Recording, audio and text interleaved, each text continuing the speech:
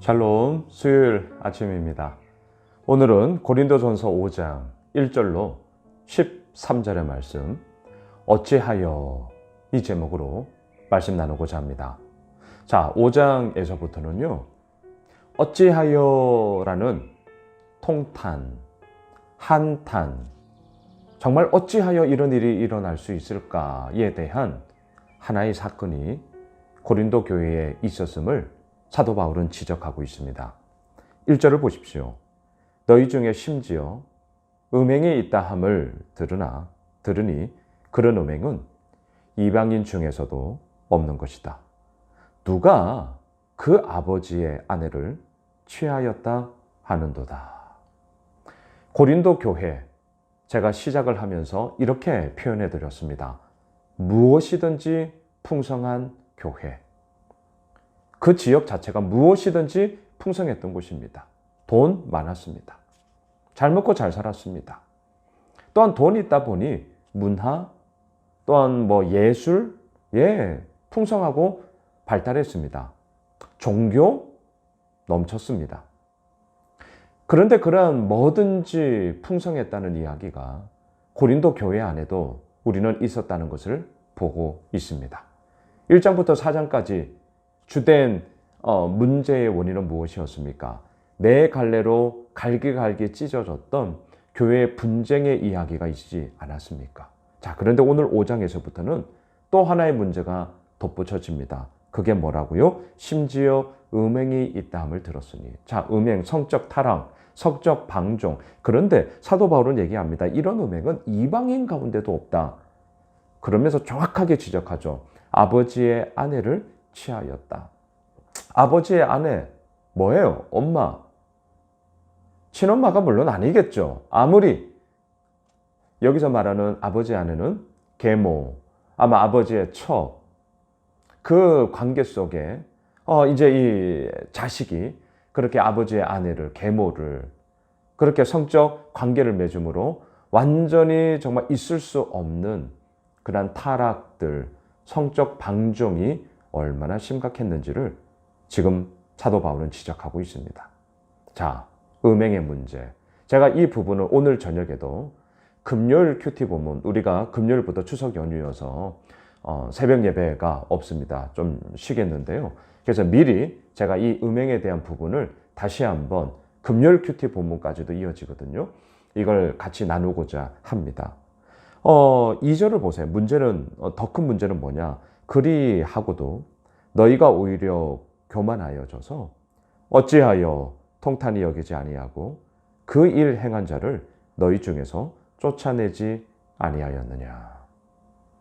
잘못된 것이죠. 성적 방종과 성적 타락의 이야기가 공동체 가운데 그냥 엄연히 다 드러난 이야기입니다. 그것에 대해서 어찌하여 통한히 여기지 않는가? 누가요? 그 교회 성도들이. 어찌하여 이 문제에 대해서 그저 내버려 두고 있는가? 사도 바울의 답은 분명합니다. 내쫓으라. 아주 단호합니다. 내쫓으라. 근데 이렇게 하지 않은 이유가 뭐예요? 너희가 오히려 교만하여져서. 자, 여기서 말하는 교만함은 어떻게 우리가 해석할 수 있을까요? 이 정도의 문제는 우리가 얼마든지 처리할 수 있고, 또한 이 정도쯤이야 앞으로도 얼마든지 개선의 여지가 있을 거야. 때로는 이런 낙관, 장밋빛 희망을 던지는 거, 그리고 또 반대로 더 이상은 큰 문제가 일어나지 않을 거야 라고, 이 상황에 대해서 중심은 뭐예요? 내가 무엇인가를 처리할 수 있으며 해결할 수 있다는 그 생각. 이게 여기서 말하는 교만이죠. 교만의 뿌리는 하나님께 있지 않습니다. 내가 무언가를 할 수 있다라는 그냥 지극히 이기적인 자기 중심성에서부터 모든 것이 일어나는 바로 그 부분이 교만의 뿌리 아니겠습니까? 그래서 통한이 여기지를 않습니다. 왜? 우리가 얼마든지 처리할 수 있다라는 생각 때문이었죠. 그리고 또한 이렇게 한 잘못을 저지른 형제를 그저 내버려 두었단 말이죠. 이 소식이 사도 바울에게 들렸습니다. 그래서 어찌하여 오늘 본문에서 사도 바울은 외치고 있는 것이죠. 여러분 3절로 가보십시오. 내가 실로 몸으로는 떠나 있으나 영으로는 함께 있어서 거기 있는 것 같이 이런 일 행한 자를 이미 판단하였노라. 자, 고린도 전서에서 앞서서는요. 주님 오실 때까지 모든 것을 판단하지 마라. 그때 제가 이렇게 말씀을 드렸어요. 정말 아무런 판단을 할 수 없는 거예요? 아니요. 이단에 대해서 우리는 판단해야죠. 오늘 이러한 성적 음행과 방탕에 대해서 우리는 판단해야죠. 그래서 저는 그때 이렇게 말씀을 드렸어요. 판단하지 말라. 아니요. 판단이 돼요.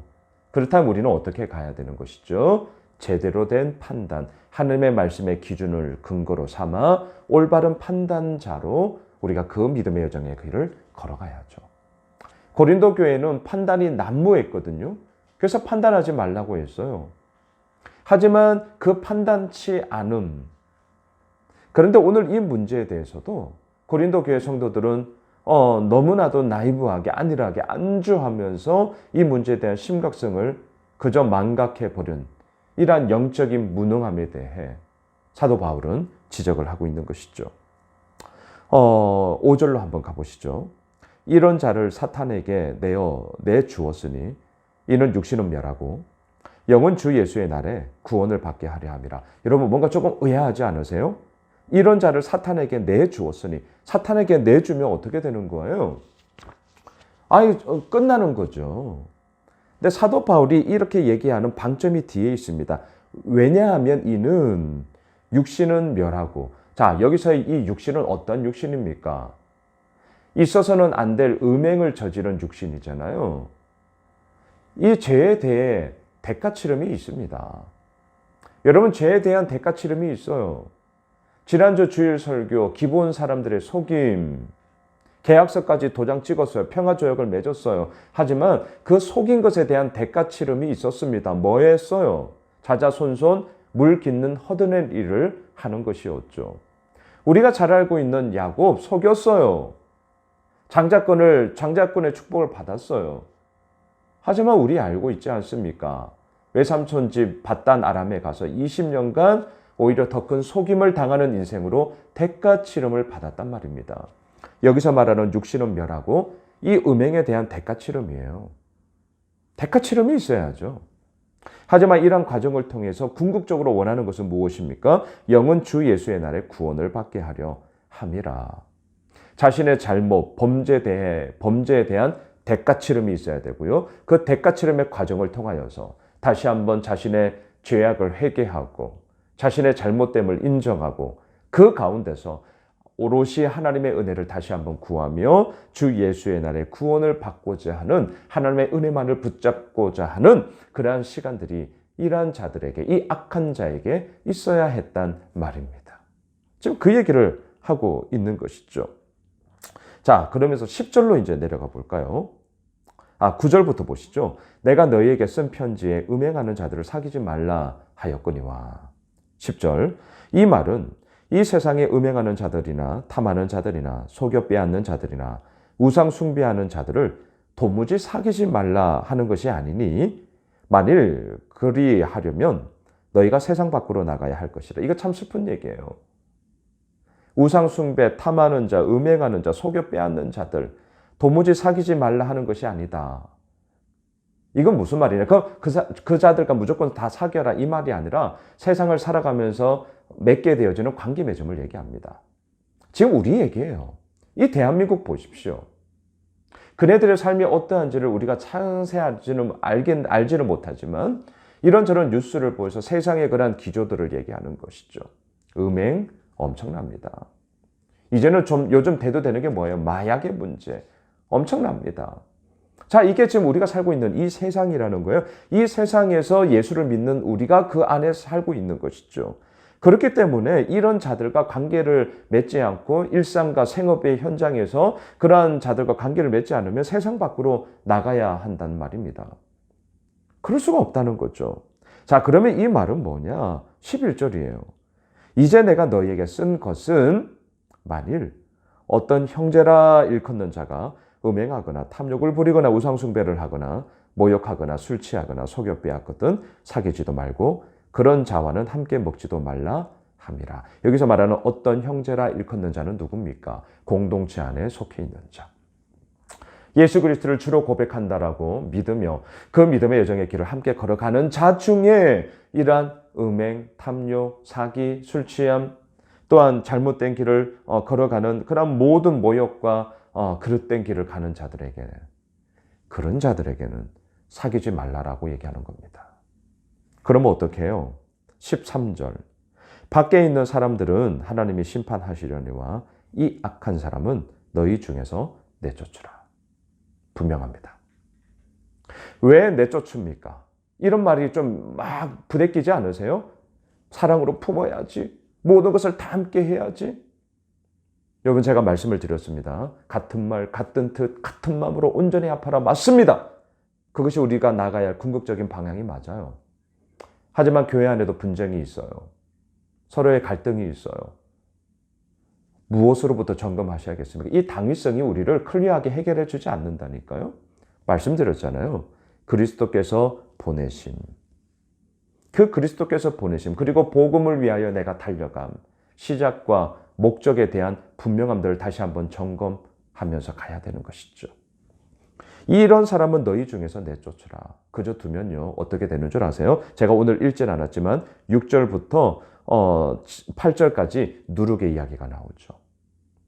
누룩. 그 작은 누룩이 빵을 부풀리듯이 영향력을 끼친단 말이죠. 이런 것쯤이야. 그게 바로 오늘 본문 2절에서 말하는 오히려 교만하여져서예요. 그게 교만함이에요. 여러분, 우리는 이런 부분들에 대해 분명히 해야 됩니다. 교만할 수 없어요. 겸손해야 됩니다. 그 겸손함이 뭡니까? 이런 문제가 있는 자들을 향하여서는 내쫓으라요.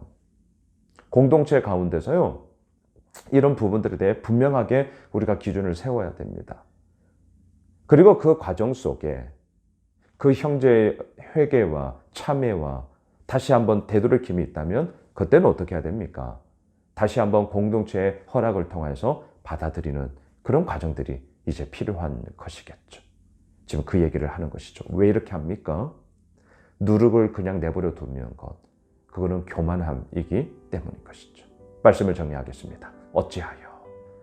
오늘 수요일 이 큐티 본문에서 사도 바울의 한탄과 통탄과 정말 다시 한번 되돌아와야 하겠건만 그러하지 못한 이 문제를 정말 부르짖고 있습니다. 우리의 삶 속에서 우리 공동체 가운데서 하나님이 보시기에 온당하지 않고 온전하지 못한 모습이 있다면 우리는 다시 한번 이 본문 앞에 서서 우리 역시 이것에 대한 올바름을 가지고 가야 할 것입니다. 바라기는 이런 믿음의 기준을 가지고 우리가 또 음행의 문제인데요. 성적인 순결함과 또한 성적인 깨끗함을 가지고 우리가 그리스도의 신부로서 신랑 되신 예수 그리스도께 기쁨이 되었으면 좋겠습니다. 함께 기도합시다. 주님, 이 믿음의 여정의 길을 우리가 걸어갑니다. 교만함, 이 정도쯤이야. 이거 얼마든지 내가 할 수 있어. 아니요. 우리는 그러한 자가 아닙니다. 더욱더 겸손한 자가 되길 원합니다. 나 자신의 정말 연약함이 있다는 것을 인정하고 그러하게 더더욱 주의 은혜만을 구하는 자가 되길 원합니다. 성적인 순결함과 깨끗함으로 신랑 되신 예수 그리스도 앞에 기쁨이 되는 자들 되게 하시고 그러한 고귀함과 깨끗함을 가지고 아버지 앞에 서는 저희 모두가 되게 하여 주시옵소서. 예수님의 이름으로 기도드리옵나이다. 아멘. 오늘 저녁 수요 예배에 있습니다. 고린도전서 7장의 문제를 가지고 음행을 피하라 이 제목으로 제가 다시 한번 말씀 나누고자 하는데요. 오늘 함께 오셔서 우리 기도하고요. 또한 우리 가지고 나온 개인의 기도 제목 가지고 우리 계속해서 이 시간 기도하도록 하겠습니다.